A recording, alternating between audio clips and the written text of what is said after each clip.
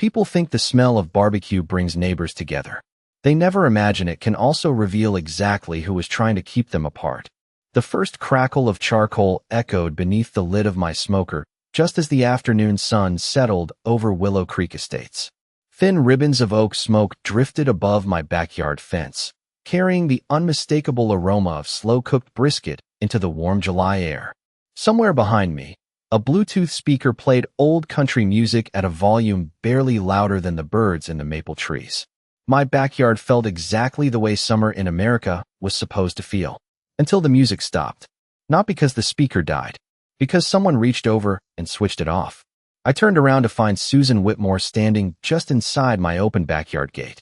She wore a cream-colored blazer despite the 90-degree heat, sunglasses balanced perfectly on her head, and a thick blue binder pressed tightly against her chest. Every strand of her blonde hair looked untouched by the humid afternoon. Behind her stood two members of the HOA board, both avoiding eye contact as if they already knew this visit was going to become uncomfortable. Without saying hello, Susan looked at the smoker, then at me, then back at the smoker. "You need to extinguish that grill immediately." The sentence hung in the air longer than the smoke rising from the chimney. I glanced behind me. The brisket had been cooking for nearly 6 hours. My homemade barbecue sauce simmered quietly on the side burner, filling the yard with the smell of brown sugar, garlic, and smoked paprika. Folding tables covered with red and white checkered cloths waited beneath the patio lights. Coolers filled with ice sat beside lawn chairs that would soon be occupied by neighbors who had RSVP'd all week. Nothing about the afternoon looked dangerous. Nothing looked disruptive. It looked like a neighborhood barbecue. "I beg your pardon?" I asked. Susan opened her binder with practiced precision. "As president of the Willow Creek Homeowners Association, I'm informing you that this gathering violates multiple community standards." She flipped through highlighted pages. Smoke disturbance. Another page. Potential fire hazard. Another. Unauthorized neighborhood event. She spoke each phrase as though reading criminal charges in a courtroom. One of the board members shifted awkwardly beside her. The other stared at the ground. I rested my barbecue tongs on the patio table. "My family and friends are coming over." Susan smiled. Not kindly. The smile of someone convinced she'd already won. "Then I suggest you call them before they arrive." She pointed toward the smoker. "Because this barbecue is over." A light breeze carried another wave of hickory smoke across the fence line. Somewhere down the street, children laughed while riding bicycles. A lawn mower hummed in the distance. Everything beyond my backyard sounded like a peaceful Saturday. Inside the fence, it suddenly felt like a courtroom. "You honestly expect me to throw away $200 worth of food?" I asked. "I expect you to follow the rules." She tapped the binder. "Community standards exist for everyone." I looked past her toward the street. A pickup truck slowed as it passed my house. The driver glanced toward my backyard before continuing on. Then another car rolled by. Its driver looked too. Susan noticed it and folded her arms, completely certain those passing neighbors were about to witness my defeat. What she didn't realize was that they weren't driving away because of the smoke. They were slowing down because they had been invited. And within the next 10 minutes, every empty chair in my backyard and every driveway on my street was about to become part of a story Susan would never forget. Most people think I started hosting neighborhood barbecues because I loved grilling. The truth was, the food was only the excuse. What I really missed was hearing people laugh in my backyard again. My name is Daniel Carter. I'm 39 years old, and for nearly 15 years, I worked as a firefighter. Running toward smoke instead of away from it had been part of my job for so long that the smell of burning oak and sizzling meat never bothered me. In fact, it reminded me that some fires were meant to bring people together. 2 years before all of this happened, my marriage quietly fell apart. There wasn't one dramatic argument. No betrayal. No shouting. Just two people who slowly stopped recognizing each other. After the divorce, the house felt enormous. 3 bedrooms. 1 dining table. 1 coffee mug in the dishwasher every morning. Silence has a strange way of filling every room when you've grown used to sharing them with someone else. The first barbecue happened almost by accident. One Saturday afternoon, I fired up my smoker simply because I was tired of eating alone. The smell drifted over the fences, and within an hour my next-door neighbor wandered over carrying a bowl of homemade potato salad. Another family brought lemonade. Someone else showed up with brownies. By sunset, there were 12 people sitting in lawn chairs across my backyard. Nobody had planned it. Nobody wanted to leave. That became a tradition. The first Saturday of every month. No invitations with fancy designs. No RSVP cards. Just a text message in the neighborhood group. Briskets on it too. Stop by if you're hungry. People actually did. Children chased each other across the grass. Retired couples stayed long after dinner telling stories from 40 years ago. Teenagers helped clean up without anyone asking. Neighbors who had barely spoken before suddenly knew each other's first names. For a few hours every month, Willow Creek stopped feeling like a collection of expensive houses. It felt like a real neighborhood. Everyone seemed to appreciate it. Everyone except Susan Whitmore. She rarely attended community events herself. Instead, she'd drive slowly through the subdivision with her clipboard resting on the passenger seat, searching for violations the way treasure hunters searched for buried gold. Trash cans, mailbox colors, holiday decorations, grass height.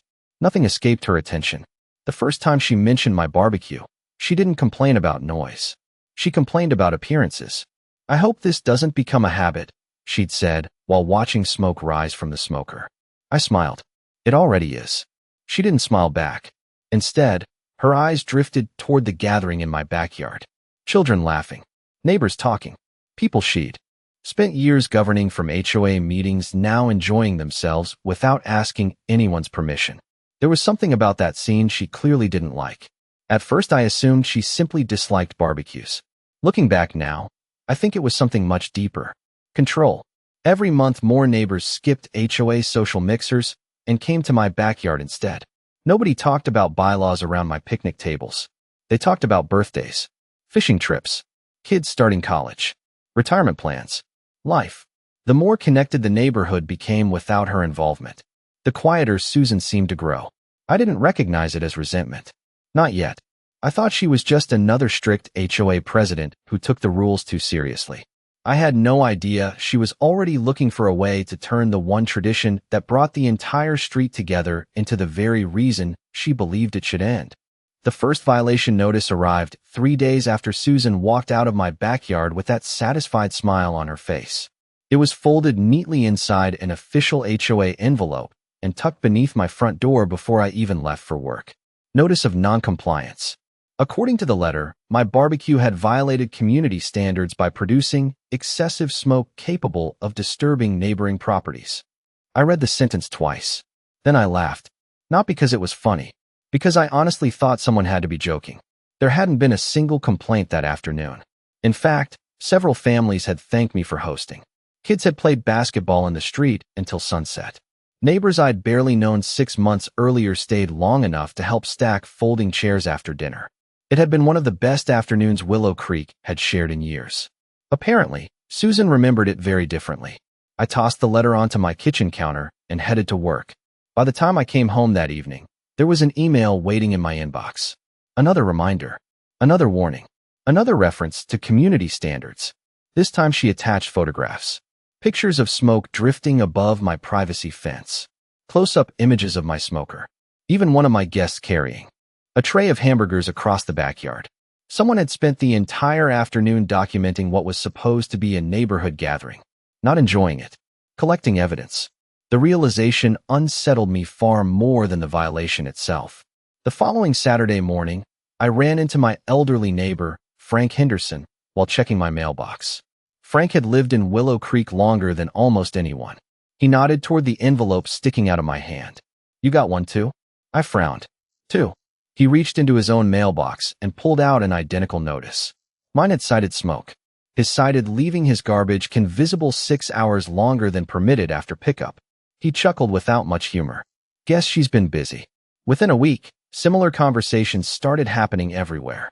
Melissa across the street received a warning because flowers in her garden supposedly exceeded the approved landscaping height. The Ramirez family was cited over a basketball hoop. An elderly widow was warned that wind had blown leaves onto her own driveway. Every conversation somehow ended the same way. Susan. People lowered their voices whenever they said her name. Not out of respect. Out of exhaustion. Meanwhile, another barbecue weekend approached. Normally, my neighborhood group chat buzzed with excitement. Who was bringing baked beans? Who was making dessert? Did anyone need extra folding tables? This time, silence. No replies. No jokes. Nothing. Late Thursday afternoon, my phone finally buzzed. It wasn't a neighbor. It was Susan. The message was short.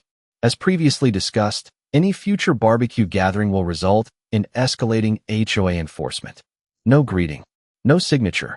Just a threat. I stared at the screen for several seconds before locking my phone. For the first time since moving into Willow Creek, I considered canceling. Not because I was afraid of paying another fine, because I didn't want my neighbors caught in the middle of someone else's obsession with control. Friday evening, I wheeled my smoker into the garage. Gathered around that smoker after birthdays, graduations, retirements, even one memorial cookout when the whole street came together for a family who had lost their father. It wasn't just a grill anymore. It had become part of the neighborhood story. Closing the garage door felt strangely like locking away something much bigger than a barbecue. I turned off the lights and walked toward the house, convinced that maybe Susan had finally won. What I didn't know was that while I was putting the smoker away, several neighbors were already making phone calls to each other. And none of those conversations had anything to do with canceling the barbecue.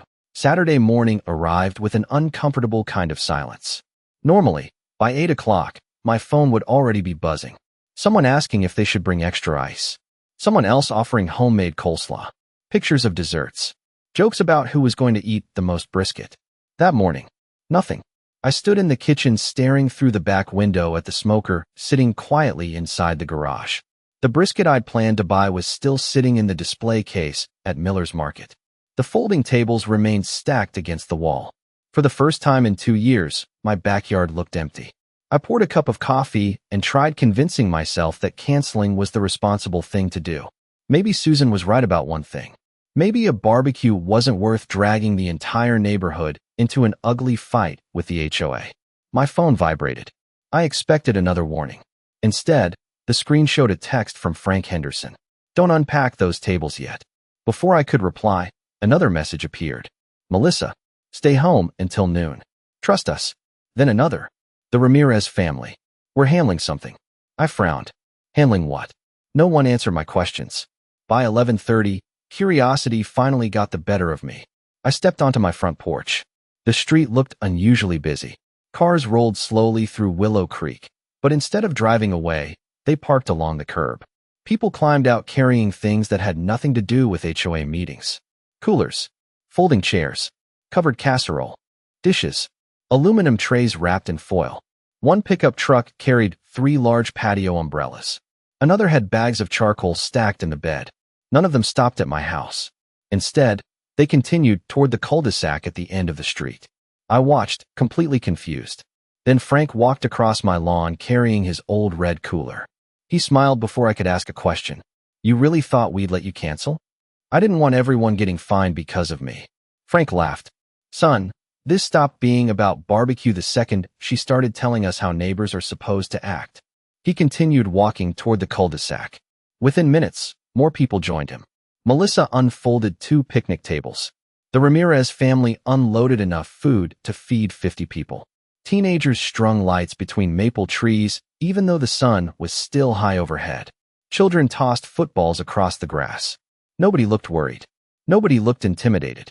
The atmosphere felt strangely familiar. Except this time, it wasn't happening in my backyard. I walked closer. What is all this? Melissa grinned. It's today's barbecue. I canceled. You canceled yours. She pointed farther down the street. I followed her finger. Smoke began rising. Not from one grill. From 2. Then another. Then another. One family rolled out a smoker. Another fired up a charcoal kettle grill. A third unpacked a propane flat top. By noon, nearly every driveway around the cul-de-sac had become its own tiny cookout. The air filled with the smell of burgers, ribs, grilled corn, smoked chicken, and fresh bread. Music floated from portable speakers. Kids raced bicycles between houses. People laughed louder than they had in weeks. Then a white SUV slowly turned onto the street. Susan. She stopped in the middle of the road. Her sunglasses hid her eyes, but I could still see her head turning from one driveway to the next. 1 grill. 2 grills. 5 grills. 10 grills. Smoke drifted into the summer sky from every direction. For the first time since I'd met her, Susan looked completely unsure of what to do next. Because shutting down one barbecue had seemed easy. Trying to shut down an entire neighborhood was something else entirely. For nearly 5 minutes, Susan didn't get out of her SUV.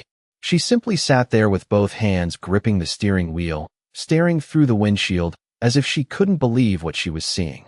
Smoke drifted from every direction. Not thick enough to bother anyone. Just enough to carry the unmistakable scent of summer. Grilled burgers, applewood ribs, chicken wings glazed with barbecue sauce, fresh corn roasting over charcoal. The entire cul-de-sac smelled like every 4th of July I'd ever loved growing up. Finally, Susan opened the driver's door. She climbed out holding the same blue HOA binder I'd seen a dozen times before. Only this time, she wasn't walking toward one backyard. She was walking into an entire neighborhood. Her heels clicked sharply against the pavement. Conversation slowed as people noticed her approaching. Not because they were afraid, because everyone knew exactly why she was there. She stopped beside Frank's driveway first. "You were conducting an unauthorized gathering." Frank looked down at the burger he was flipping. "I'm cooking lunch." She pointed toward the next house. "And they are. They're cooking lunch too." Another neighbor raised his spatula. "So am I." Laughter rippled across the street. Susan ignored it. She turned toward Melissa. "This appears to be a coordinated neighborhood event." Melissa smiled politely. "No." She lifted the lid from a tray of macaroni and cheese. "I'm bringing food to my friends." Susan opened her binder. "I can issue violations." Frank shrugged. "For eating?" A few people chuckled. Susan's expression tightened. "This isn't funny." "No," Frank replied calmly. "It stopped being funny when you tried telling people they couldn't visit their neighbors." More residents wandered closer, not surrounding her, simply continuing conversations while carrying plates of food from one driveway to another. Kids chased footballs through the grass. Someone started another playlist. An elderly couple unfolded 2 more lawn chairs. Everything looked remarkably ordinary. That was exactly the problem. Nothing anyone was doing violated the law. Families were standing on private property, cooking meals, visiting friends, walking across sidewalks. No gates blocked the street. No amplified concert speakers. No commercial event. Just neighbors enjoying a Saturday together. Susan flipped through her binder faster. Page after page. Searching for something. Anything. Then she spotted me standing near the edge of the cul-de-sac. "This is your doing." I smiled. "No." I looked around the street. "This is theirs." She stepped closer. "You organized this to undermine the authority of the association." Before I could answer, Melissa spoke first. "Actually," she pointed toward me. "He canceled his barbecue. We're the ones who decided to have lunch." Heads nodded all around us. One after another. No speeches. No dramatic declarations. Just quiet agreement. Susan looked genuinely stunned. For months she'd assumed people showed up because of free food. She hadn't understood that they came because they enjoyed being together. The barbecue had never been the reason. It had only been the excuse.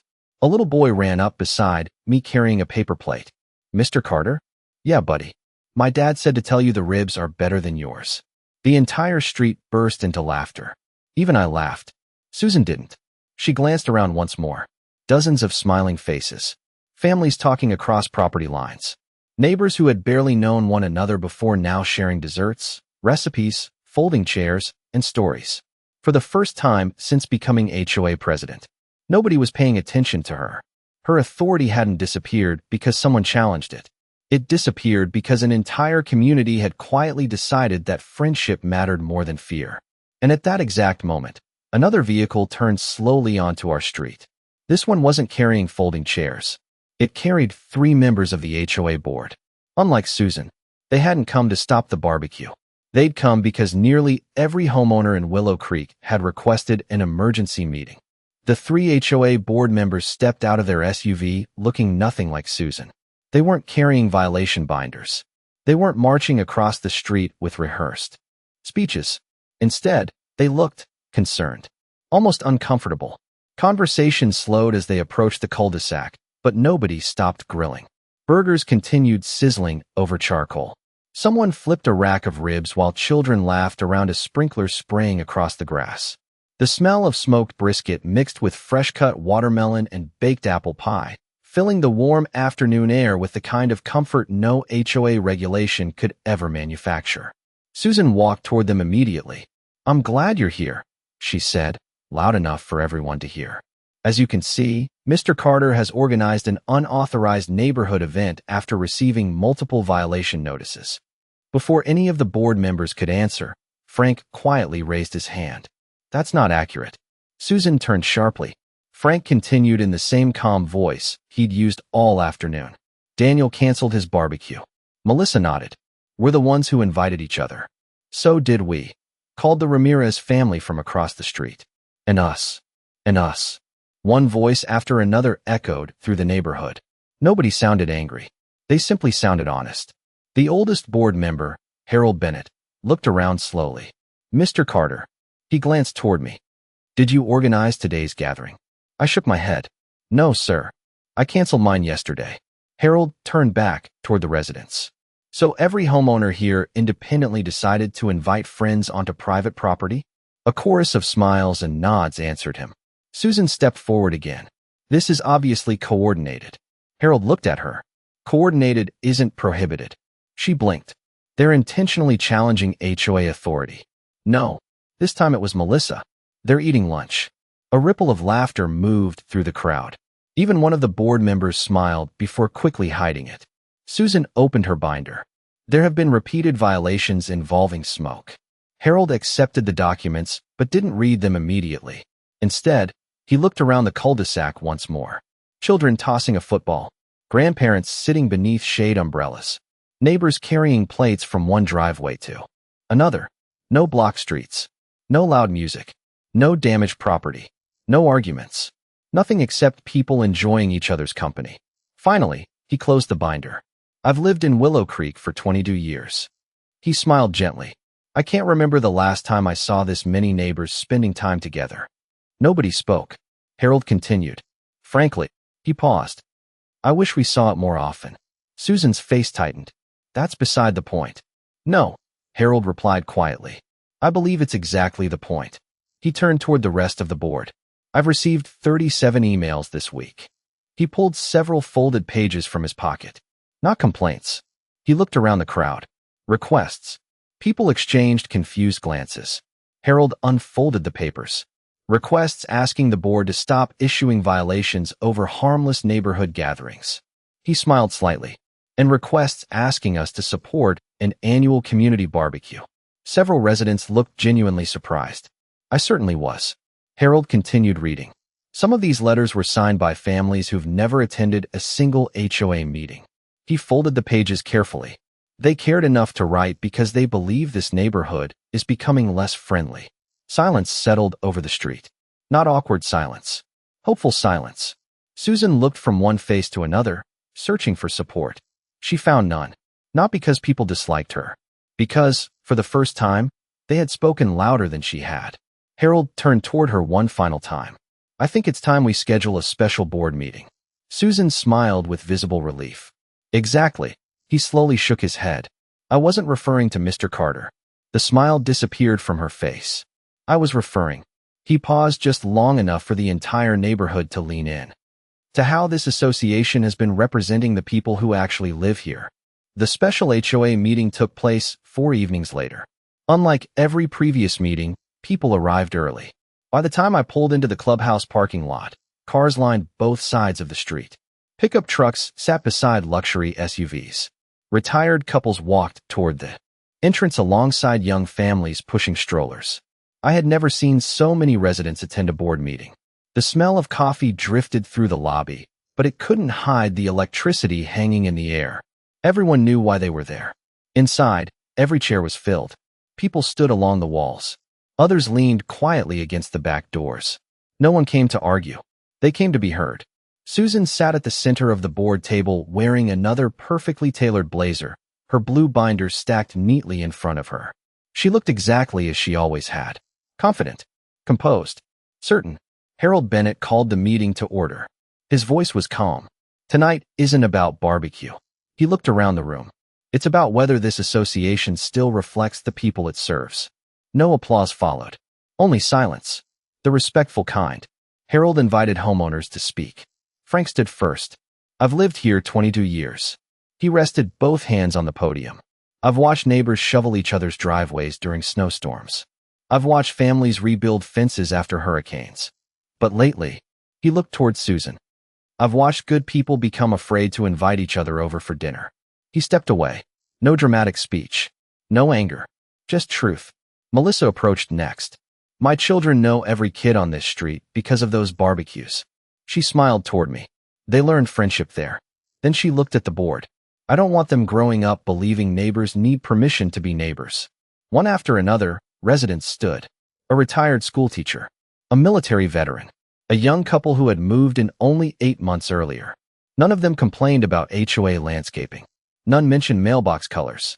Every story centered around one thing. Community. The more people spoke, the smaller Susan's binders seemed to become. Finally, Harold looked toward her. Mrs. Whitmore, would you like to respond? She stood slowly. I enforced the governing documents exactly as written. She opened the binder. My responsibility has always been protecting property values. She expected agreement. Instead, a woman from the third row quietly asked for permission to speak again. Harold nodded. The woman smiled politely. My home has never been worth more. She paused. But its value isn't why I bought it. Several heads nodded. I bought it because I wanted neighbors. That sentence lingered in the room. No one interrupted it. Susan closed her binder. For the first time since I'd met her, she didn't seem to have another argument prepared. Harold folded his hands. The board has reviewed recent enforcement actions. He glanced toward the other directors. We've also reviewed the letters submitted by residents.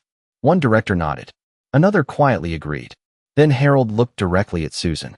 Effective immediately, all pending violations related to ordinary residential cookouts and informal private gatherings are hereby dismissed. A wave of relieved smiles spread across the audience. He wasn't finished. The board will also vote tonight on a resolution requiring future enforcement actions to receive majority board review before notices are issued. The room remained silent. Everyone understood what that meant. No single person would ever again control the neighborhood through fear alone. Susan looked around the clubhouse. Not one homeowner looked angry. Most simply looked relieved. She slowly gathered her papers into the blue binder. For the first time, it wasn't the thickest thing she carried. The weight of an entire community's opinion had become much heavier. And as Harold prepared for one final vote, I realized this meeting had stopped being about a barbecue days ago. It had become a decision about what kind of neighborhood Willow Creek wanted to be. The vote itself lasted less than 2 minutes. The silence that followed felt much longer. Harold looked down at the folded ballot in front of him before lifting his eyes toward the room. The motion passes unanimously. For a heartbeat, nobody moved. I don't think anyone wanted to interrupt the moment until they were absolutely certain they had heard him correctly. Then someone in the back of the room began clapping. Another pair of hands joined. Then another. Within seconds, the entire clubhouse filled with applause. Not the loud, triumphant kind you hear after a championship game. This sounded different. It sounded like relief. Harold waited patiently until the room settled again. Effective immediately, he said, the board is adopting a revised community gathering policy. He glanced around the room. Residents may host reasonable private cookouts, backyard gatherings, and neighborhood social events on their own property without prior HOA approval, provided they comply with local laws and common safety practices. A quiet smile spread across Frank's face. Melissa squeezed her husband's hand. Across the room, several neighbors exchanged relieved glances that seemed to say the same thing. We finally have our neighborhood back. Harold continued. A second motion has also passed. He folded his hands on the table. Future violation notices must receive review and approval from at least 3 board members before being issued. The room remained silent again. Everyone understood exactly why that mattered. No homeowner would wake up to another surprise warning because one person had decided to interpret the rules however she pleased. Harold turned towards Susan. As for the existing enforcement actions, he paused. They are hereby withdrawn.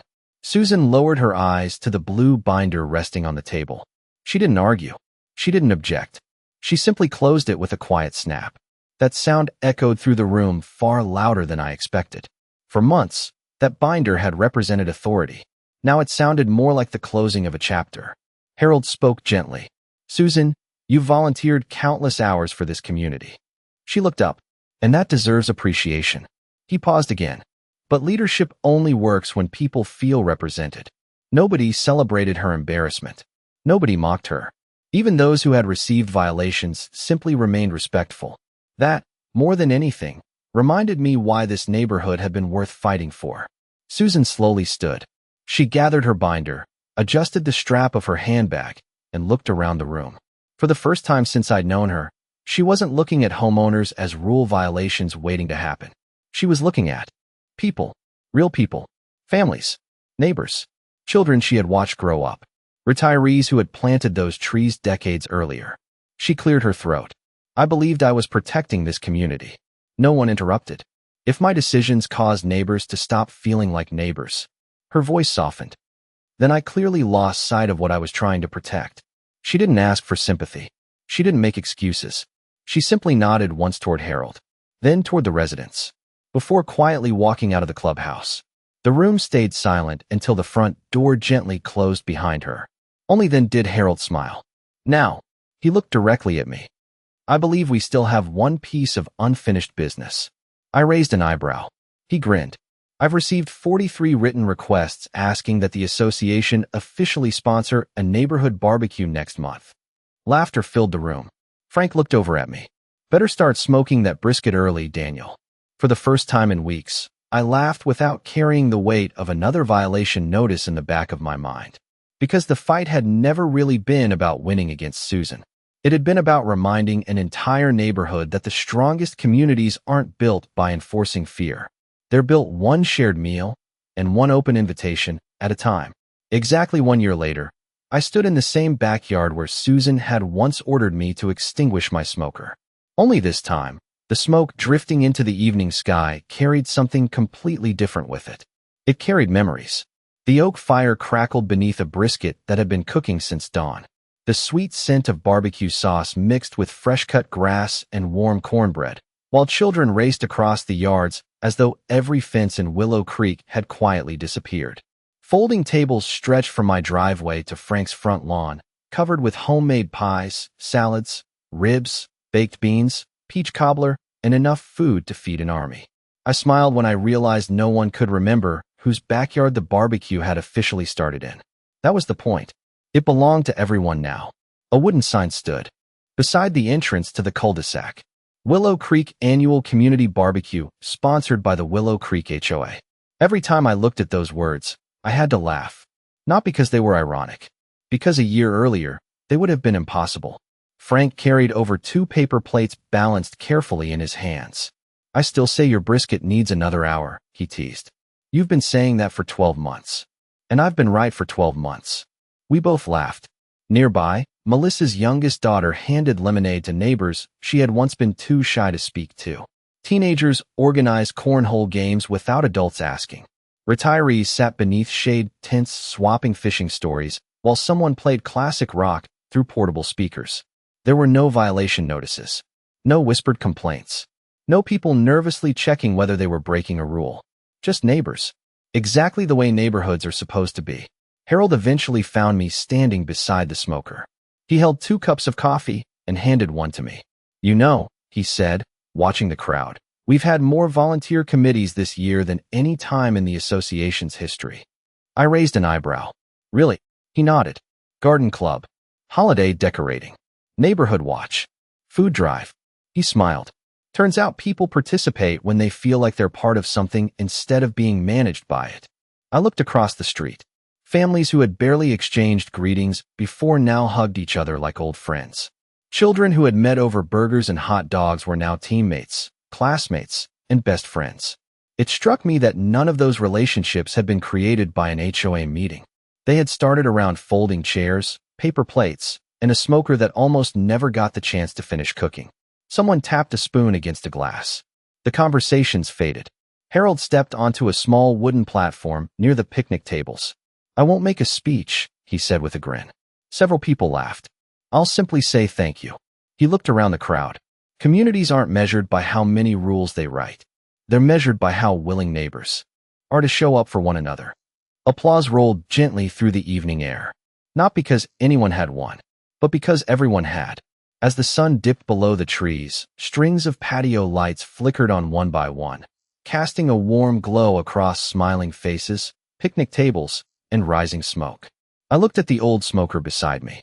Its steel lid still carried scratches from years of use. The same smoker Susan once demanded I shut down.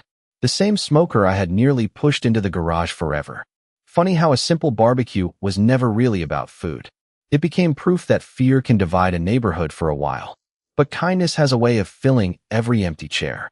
If there's one lesson I carried away from everything that happened, it's this. Real communities aren't built by the loudest voice holding a rulebook. They're built by ordinary people who decide that sharing a meal is more important than winning an argument. And sometimes, justice isn't served in a courtroom. Sometimes, it's served on a paper plate beside a backyard grill.